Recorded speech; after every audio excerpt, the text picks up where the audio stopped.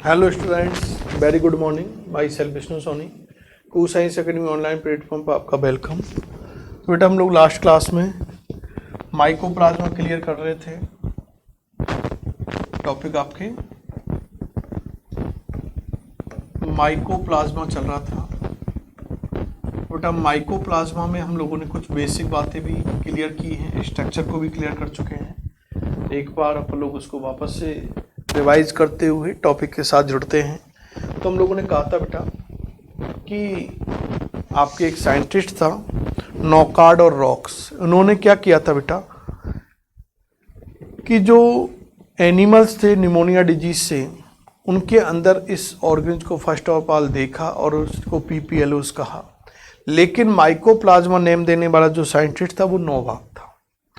लेकिन हम लोगों ने देखा डॉई और उसकी साथियों ने, एटॉल ने क्या किया, first of all aster yellow disease के बारे में बतलाया कि एस्टर जो येलो डिजीज है ये माइकोप्लाज्मा के द्वारा ओरिजिनेट डिजीज है। माइकोप्लाज्मा के द्वारा ये रोग होता है और इसमें जो प्लांट का पार्ट है, सेकेंडरी टिश्यू वाला जो पार्ट है या फ्लोएम टिश्यू वाला जो पार्ट होता है, फ्लोएम ऊतक जो होता है, सबसे ज़्यादा मोर इफेक्टेड होता है और उसको एमएलओएस भी बोला था। फिर हम लोगों ने बेटा इसके स्ट्रक्चर्स को क्लियर की थी ना, कि इसकी स्ट्रक्चर्स में कौन कौन से पार्ट होते हैं। तो हम लोगों ने कहा था कि बेटा जो माइकोप्लाज्मा है, इस माइकोप्लाज्मा के अंदर सेल वॉल एब्सेंट होती हैं, ओनली क्या प्रेजेंट होती हैं, सेल मेम्ब्रेन प्रेजेंट होती है। तो आज की इस क्लास के अंदर हम लोग नेक्स्ट जो टॉपिक चालू कर रहे हैं वो है general properties of mycoplasma. General properties of mycoplasma. Mycoplasma के सामान्य लक्षण हैं, जनरल प्रॉपर्टीज देखते हैं। तो उस स्ट्रक्चर से भी यहाँ पर कुछ पार्ट आपके जुड़ा हुआ आएगा। तो सबसे पहले हम लोग बेटा बात करें तो ये क्या है, एक तो सूक्ष्मतम जीव है।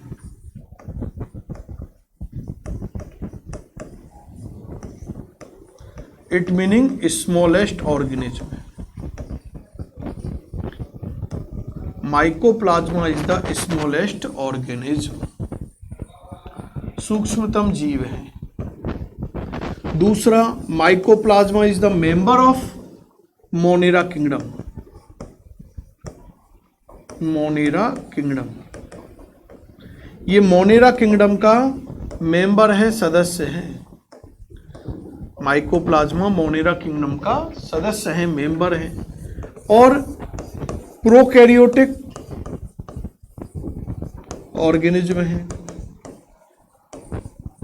प्रीवियसली भी लिख के आ चुके, लेकिन इसको यहाँ वापस से हमें वही कई कंसेप्ट ऐसे जो रिवाइज करके इस टॉपिक पे मेंशन करने हैं कि माइकोप्लाज्मा प्रोकैरियोटिक ऑर्गेनिज्म है, प्रोकैरियोटिक जीव है। इसके बाद माइकोप्लाज्मा में बेटा क्या होती है, सेल वॉल एब्सेंट होती है।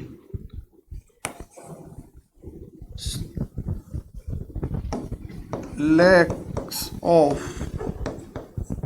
Cell wall in mycoplasma. Mycoplasma में कोशिका भित्ति का क्या होता है, अभाव होता है। आगे हम लोग देखें बेटा कि इसमें लिपोप्रोटीन से made up triple layered cell membrane present होती है।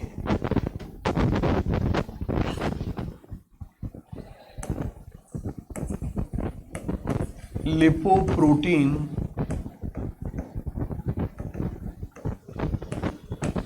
Made up triple layered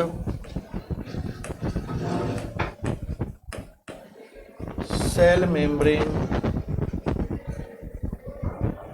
present. Clear?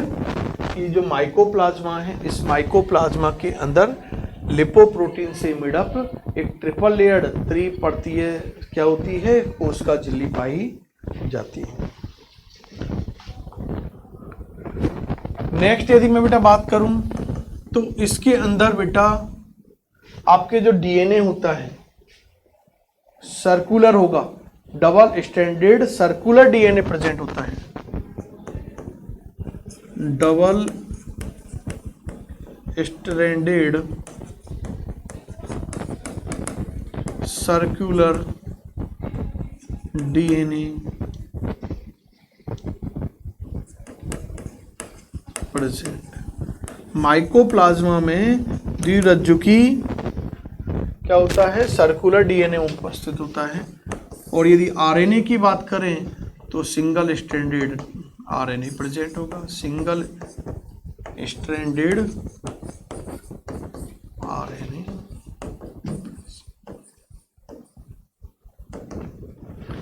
Ribosome की बात करें तो 70S टाइप्स के राइबोसोम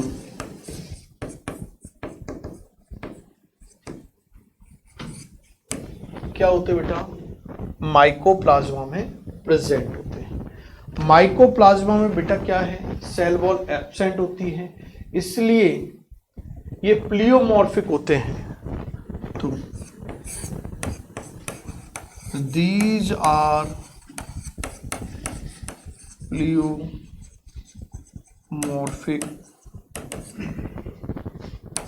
ऑर्गेनिज्म, ये बहुरूपी जीव हैं, क्योंकि ये अपनी आकृति में शेप साइज में चेंजेस करते रहते हैं, क्योंकि वो शेप साइज को मेंटेन करने वाली स्ट्रक्चर तो है ही नहीं ना इसमें सेल वॉल।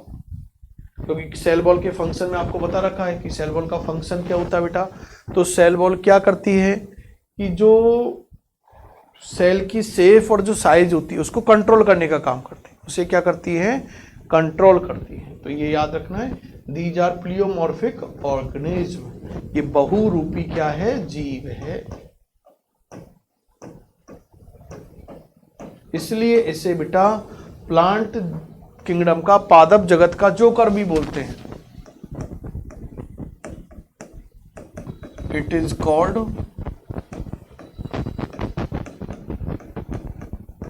जोकर ऑफ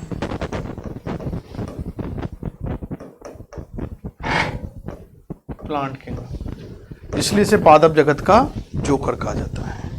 आगे हम लोग देखें बेटा कि यदि हम लोग न्यूट्रिशन के बेस पर बात करें, पोषण की दृष्टि से बात करें, तो माइकोप्लाज्मा परासरणीय होता है। ऑस्मोट्रॉपिक मोड ऑफ न्यूट्रिशन इसमें प्रेजेंट, ऑस्मोट्रॉपिक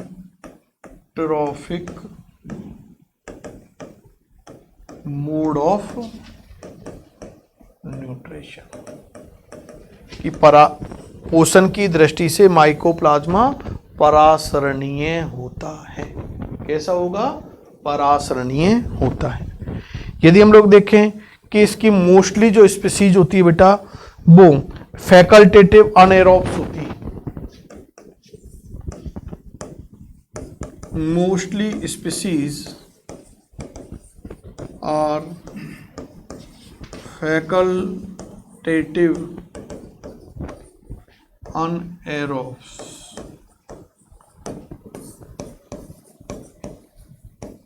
विकल्पी अनोक्सी। अब फैकल्टेटिव विकल्पी अनोक्सी क्या है, क्या होता है, याद आया माइंड में? बैक्टीरिया पढ़ के आए थे ना अपन लोग, बैक्टीरिया में क्लियर कराया ये आपको कि नहीं कराया? करा चुका हूं ना बैक्टीरिया में क्लियर, तो याद रखो आप।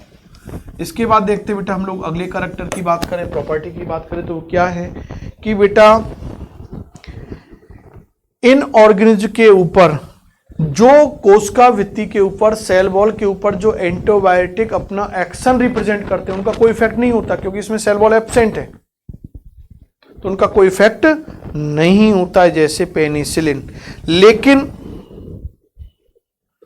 जो एंटीबायोटिक्स मेटाबॉलिक एक्टिविटीज को इफेक्टेड करते हैं, जैसे टेट्रासाइक्लिन, क्लोरोएम्फिनोल, ये क्या है, ऐसे एंटीबायोटिक हैं जो ऑर्गेनिज्म की मेटाबॉलिक एक्टिविटीज को क्या करते हैं, इफेक्टेड करते हैं, उपापचयी क्रियाओं को प्रभावित करते हैं, उनका इनके ऊपर प्रभाव पड़ेगा।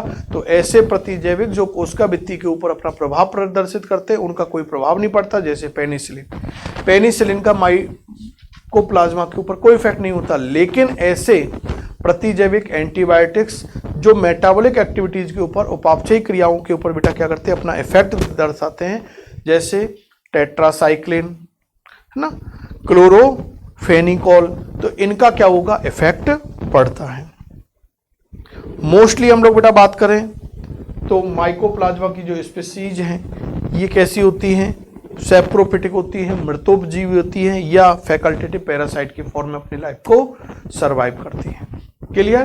तो इस तरह से ये प्रॉपर्टी वाला टॉपिक हम लोगों ने क्लियर किया है। और इसमें एक लास्ट टॉपिक आपके माइकोप्लाज्मा में क्या है बेटा, कुछ डिजीज है उनके आपको नेम याद रखने हैं ना। माइकोप्लाज्मा डिजीज, तो डिजीज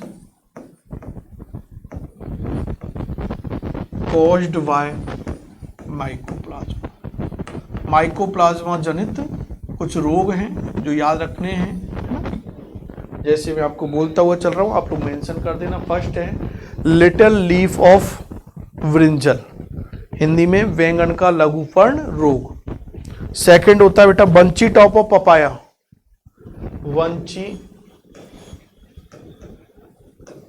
टॉप ऑफ पपाया, पपीते का गुच्छित चूड़ रोग। थर्ड डिजीज है बेटा आप लोगों के witch broom of ground nut,